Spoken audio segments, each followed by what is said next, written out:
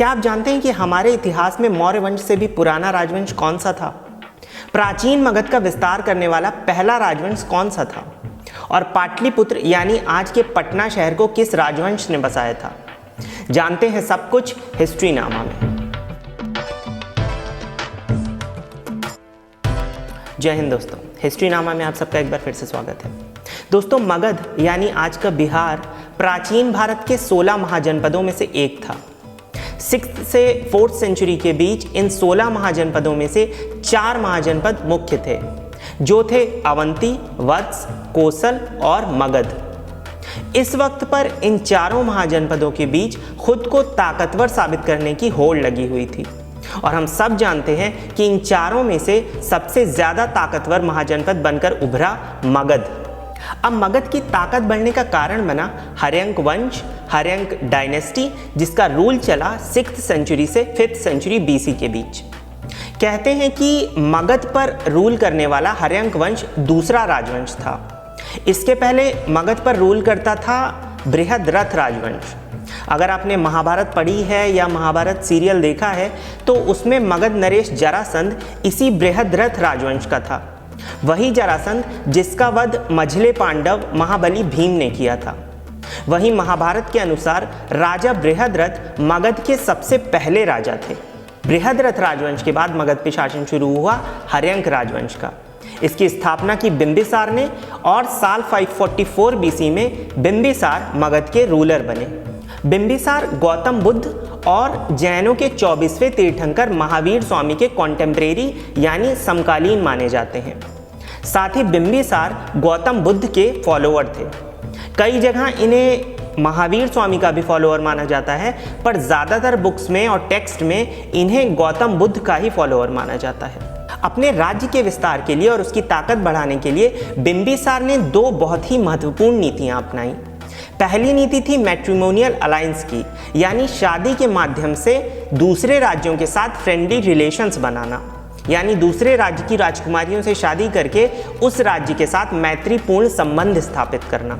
इनकी दूसरी नीति थी अग्रेसिव वॉरफेयर की, यानी आक्रामक युद्ध की। इनका मानना था कॉन्क्वेस्ट एंड एक्सपेंशन में, यानी दूसरे राज्य पर हमला करना, उसे जीत लेना और अपने राज्य में मिलाकर अपने राज्य का विस्तार करना।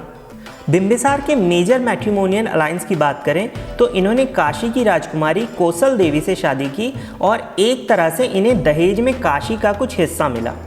इसके बाद इनकी शादी हुई वैशाली के लिच्छावी प्रेसिडेंट चेतक की बेटी चेलन्ना से, और फिर इनकी शादी हुई राजकुमारी खेमा से, जो मद्र राज्य की राजकुमारी थी, यानी आज के सेंट्रल पंजाब की। बिंबिसार ने राज्य के विस्तार के लिए महाजनपद अंग को ब्रह्मदत्त से जीता। इनकी राजधानी थी गिरिब्रज या राजगृह, जिसे आज हम राजगीर के नाम से जानते हैं। बिंबिसार का एडमिनिस्ट्रेशन इतना एफिशिएंट था कि हर डिपार्टमेंट को अलग अलग ऑफिसर संभाला करते थे। साथ ही जुडिशियल, मिलिट्री और एग्जीक्यूटिव, इन तीनों डिपार्टमेंट्स के लिए अलग अलग ऑफिसर्स नियुक्त किए गए थे। इसके अलावा बिंबिसार को प्राचीन भारत का ऐसा पहला राजा माना जाता है जिनकी स्टैंडिंग आर्मी थी, यानी युद्ध के लिए हमेशा तैयार रहने वाली परमानेंट और प्रोफेशनल सेना। इसी कारण से हम बिंबिसार को सेनिया नाम से भी जानते हैं। इसी के साथ बिंबिसार प्राचीन भारत और हर्यंक वंश के सबसे ताकतवर राजा बने और मगध इनके ही वक्त में प्राचीन भारत का सबसे पावरफुल स्टेट बनकर उभरना शुरू हुआ। बुद्धिज्म के मुताबिक अजातशत्रु बिंबिसार और कोसल देवी के पुत्र थे। वहीं जैनिज्म के मुताबिक अजातशत्रु बिंबिसार और रानी चेलन्ना के बेटे थे।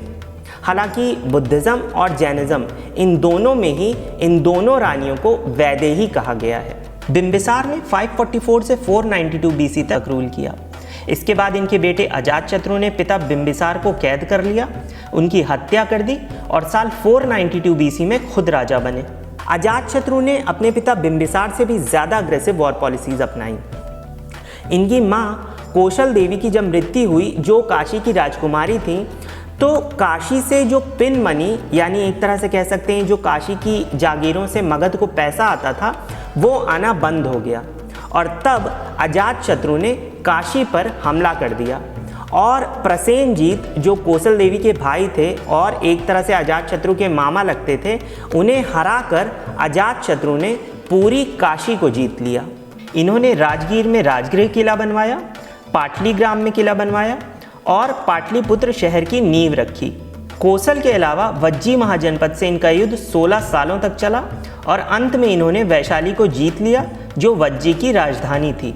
अजातशत्रु में युद्ध में जीत के लिए 2 हथियारों का भी आविष्कार किया था, जिसमें से पहला था महाशिला कंटक, यानी एक ऐसा यंत्र जिसके माध्यम से बड़े बड़े पत्थर दुश्मन सेना पर फेंके जा सके।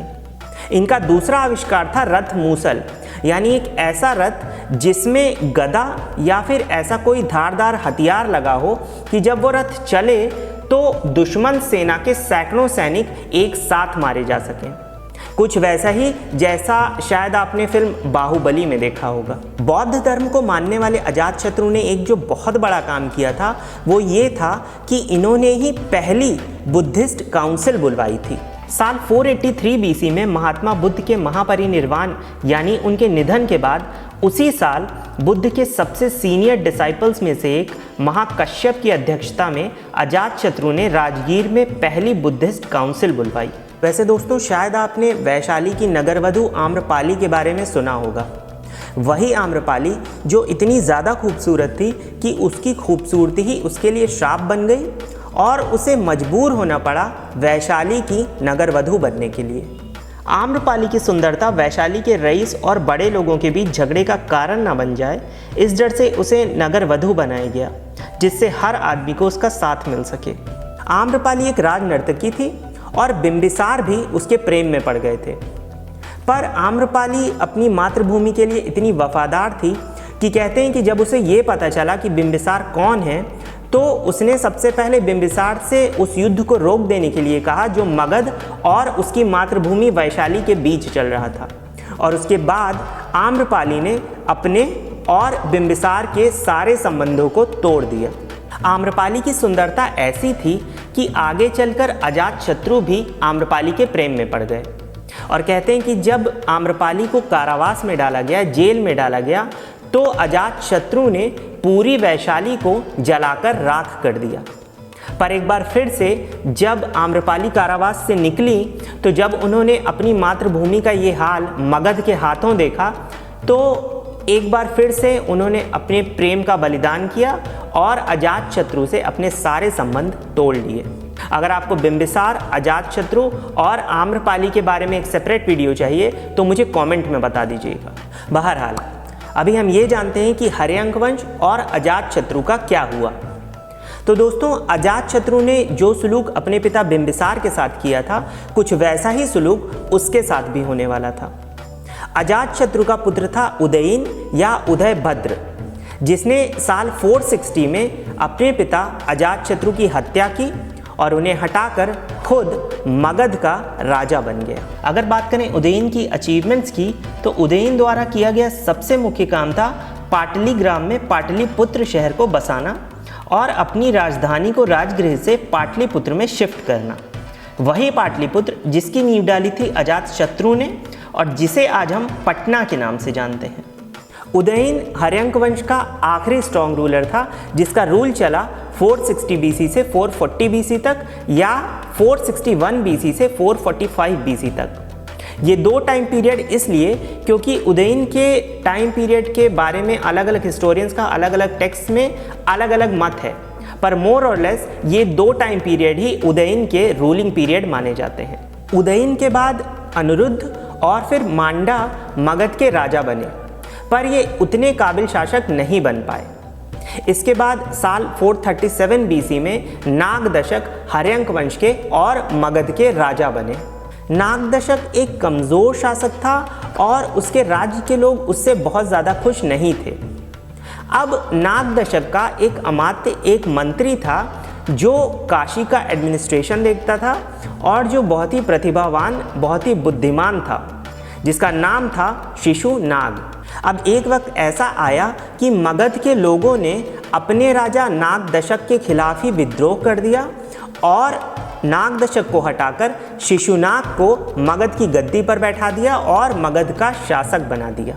साल 437 बीसी से 412 बीसी तक रूल करने के बाद नागदशक के साथ ही हर्यंक वंश का, हर्यंक डायनेस्टी का भी अंत हो गया। और शुरुआत हुई शिशुनाग डायनेस्टी की। शिशुनाग वंश के बाद मगध पे राज किया नंद वंश ने, जिसकी स्थापना की थी महापद्म नंद ने। नंद वंश को हटा के मौर्य वंश की स्थापना की सम्राट चंद्रगुप्त मौर्य ने, और हम सब जानते हैं कि इसी मौर्य वंश ने मगध को ताकत, समृद्धि और विस्तार के चरम पर पहुंचाया और भारत को सोने की चिड़िया बनाया। तो मगध के सबसे प्राचीन हर्यंक वंश के बारे में जानना अगर आपको अच्छा लगा तो अभी मेरा चैनल सब्सक्राइब कर लीजिए और वीडियो को लाइक, कमेंट और शेयर करना मत भूलिएगा। मिलते हैं अगले वीडियो में, तब तक टेक केयर, जय हिंद।